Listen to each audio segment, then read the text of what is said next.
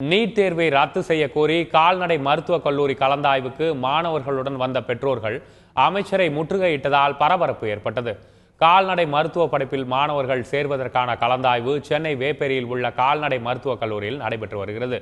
இதில் கால்நடைத்துறை அமைச்சர் பாலகிருஷ்ணா ரெட்டி கலந்து கொண்டு மாணவர்களுக்கு இடஒதுக்கீடு ஆணைகளை வழங்கினார். பின்னர் பேசிய அமைச்சர், கால்நடை மருத்துவ படிப்பில் 60 இடங்கள், 3 தொழில்நுட்ப படிப்புகளில் தலா 20 இடங்களுக்கு கூடுதலாக அனுமதி வழங்கப்பட்டுள்ளதாகவும் அதற்கும் மாணவர் சேர்க்கை கலந்தாய்வு நடத்தப்படும் என்றார்.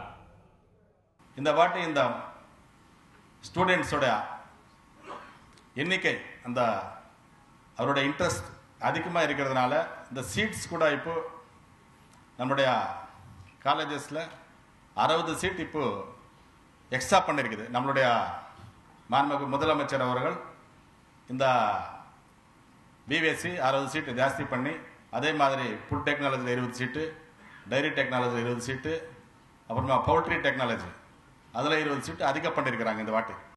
நிகழ்ச்சி முடிந்து புறப்பட்டு செல்ல முயன்ற அமைச்சரை கலந்தாய்வுக்கு மாணவர்களுடன் வந்திருந்த பெற்றோர் முற்றுகையிட்டனர். நீட் தேர்வை ரத்து செய்ய கோரி அவர்கள் அமைச்சரை முற்றுகையிட்டதால் பரபரப்பு ஏற்பட்டது.